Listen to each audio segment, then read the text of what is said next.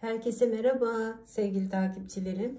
Sevda'nın Örgü Evi YouTube kanalıma hoş geldiniz. Bugün sizlere şiş işi, bayan yelek örneği, battaniyeler yapabileceğiniz çok amaçlı bir örgü anlatacağım. Örgümüz için orta kalınlıkta böyle bebe yünü kullandım. 3 numarada şişim var. Örneğimiz böyle sevgili izleyicilerim, bakın. Rendeli, arada da böyle ajurları var. Arka yüzü bu şekilde. Ön yüzü de bu şekilde.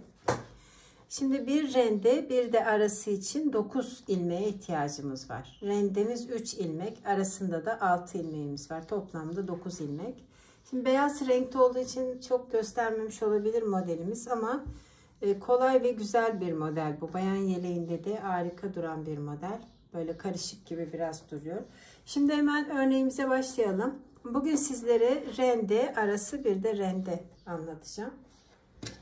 İlmeklerimi attım. Sizler isterseniz alt ucuna lastik de yapabilirsiniz. Ben şimdi hemen modele başlıyorum. Bakın, kenar ilmeğimden sonra burada bir tane ilmeğimi düz örüyorum arka yüzde. Diğer 3 tane ilmeğimi rende için ters örüyorum. Yine bir düz. Şimdi arada 4 tane de ilmeğimi ters örüyorum. 3, 4. Şimdi yine bir düz, 3 ters, bir düz ve kenar ilmeğiyle sıramı tamamladım. Şimdi örgümün ön yüzüne geldim. Ön yüzünde de şöyle kenar ilmeğimden sonra bir tane burada araşı ördüm. 3 tane ilmeğimi düz örüyorum rende için.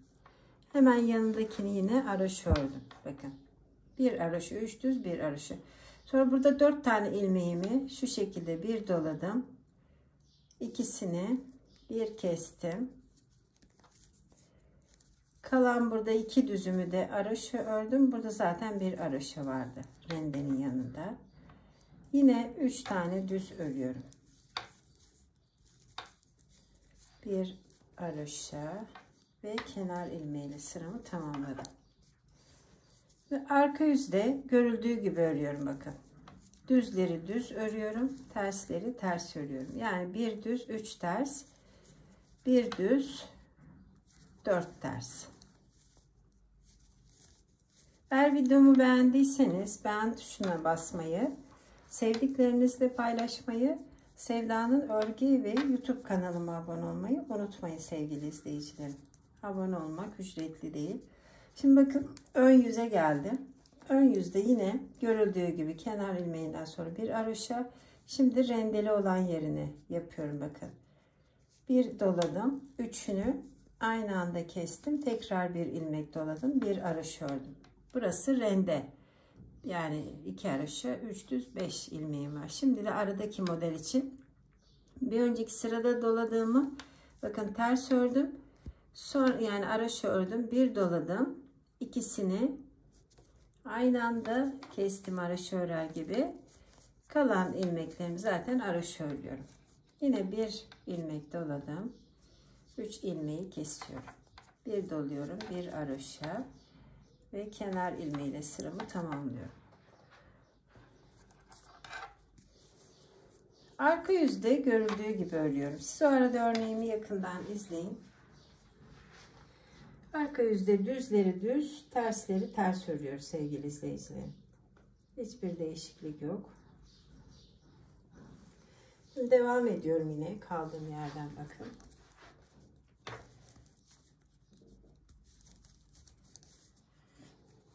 Şimdi ön yüze geldik. Ön yüzde yine bir araşa, 3 düz. Ve yanında hemen araşa ördüm. 5 tane rende için. Şimdi yine devam ediyorum. Bakın, 1, 2 araşa ördüm. Bir doladım.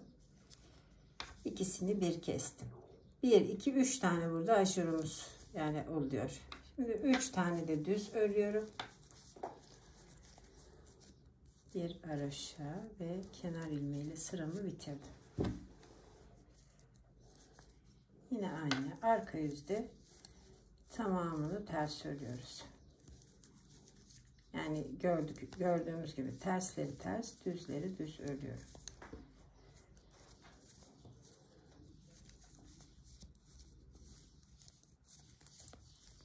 Bir sıramı tamamlıyorum.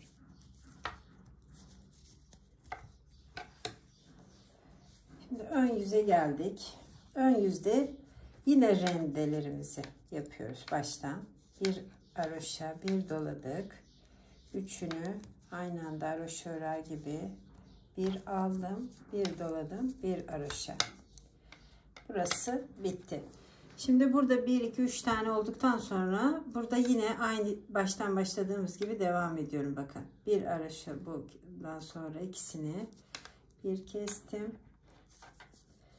ve diğer 3 tane ilmeğimi de haroşa ördüm. Bakın yine bir doladım, 3 kestim, bir doladım.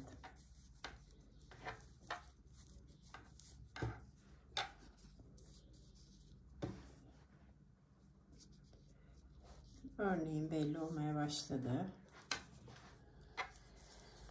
Bir düz, 3 ters, bir düz, 4 ters.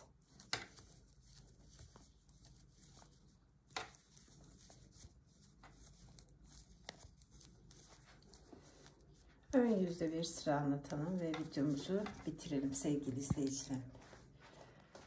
Bakın 2 örneğim oldu. Şimdilik zaten buradan da aynı devam ediyoruz. Bir haroşa, 3 düz. Yine bir haroşa. Şimdi bakın bunu haroşa ördüm. Sonra bir doladım. İkisini bir kesiyorum. Bu arada olan ilmeklerim için. Yine devam ediyorum.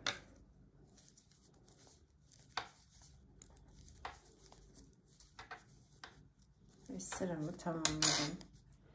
Arası dediğim gibi 3 tane olacak. 1 2 3. Sonra tekrar baştan başlıyoruz bakın. Başladık burada. 1 2 3 de devam ediyoruz yine. Yani karışık gibi bir model. Umarım sizler de beğenip yaparsınız sevgili izleyicilerim. Haroşalı. Böyle aralarında da ajurları olan bir modelimiz bu. Bugünlük böyle. İkisi de bebe yünü kullandım. 3 numarada şişim vardı. Beni yurt içi, yurt dışı izleyen herkese ayrı ayrı teşekkür ediyorum. Kanalımıza abone olduğunuz için de ayrıca teşekkür ediyorum. Bizi izlemeye devam edin. Hoş kalın, hoşça kalın. Örgüyle ve sevgiyle kalın değerli sevgili izleyicilerim diyorum.